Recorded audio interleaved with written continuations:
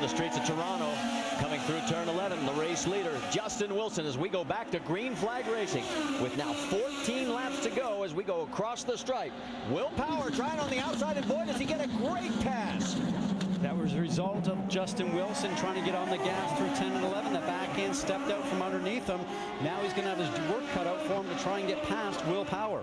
Power, who has won 3 times this year on the road and street courses, takes the lead away on this restart.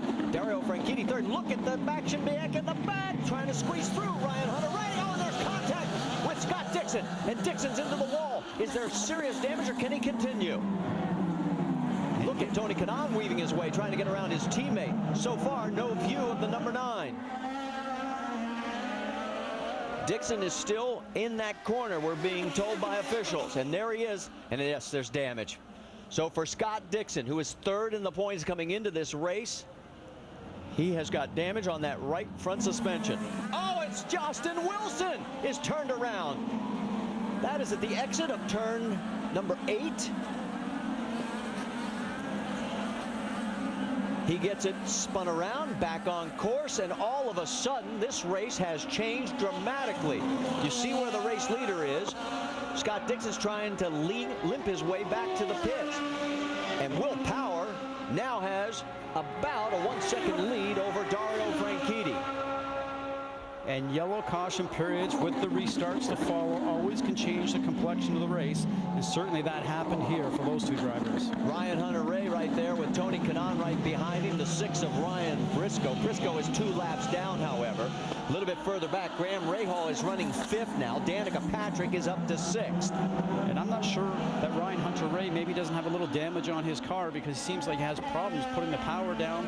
Back end wants to step out from underneath him. Now Tony Kanaan will see that, and he'll just have to time his pass correctly so he can get around him. And there is the damage on the left front suspension, the wing assembly on the number 9 of Scott Dixon. I remember having a conversation at Barber Motorsport Park with Scott Dixon earlier in the year at the test there, and he said, if I'm going to win the championship, we have to have a mistake-free season. This will cost him dearly in the points championship.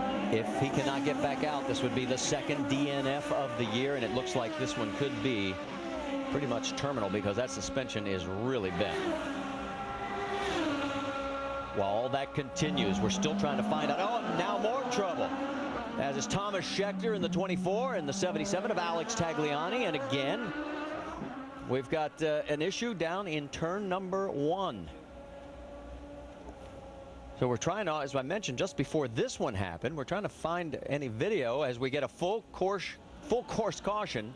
And it is now our 6th. We had 5 last year. All right, first, let's show you what happened with Scott Dixon as they head for turn 3.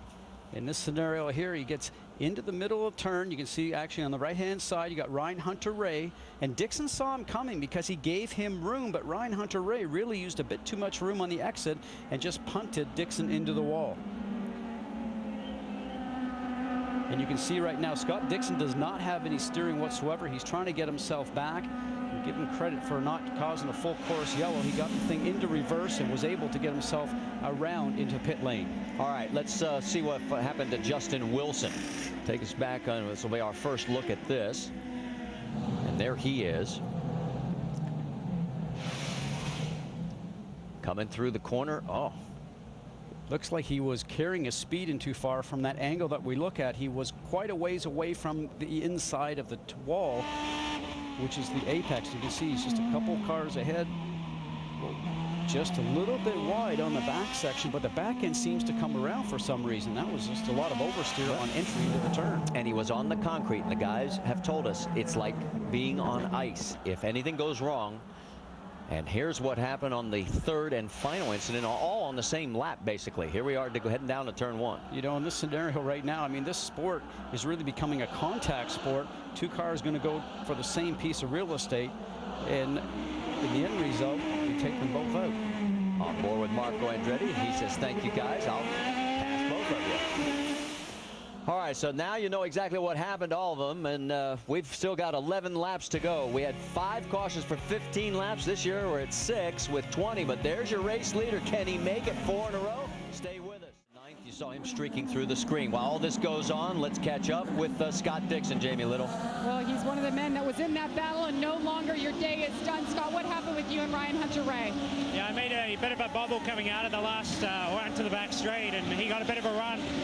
Gave him room at the end, and I think he dove in there a little too late.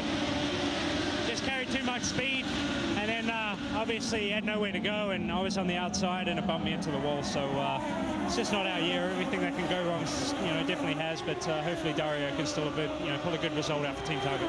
And it's a broken upright that ends Scott's day, his second DNF of the year. Marty. Thank you, Jamie. Boy, a lot of action going on.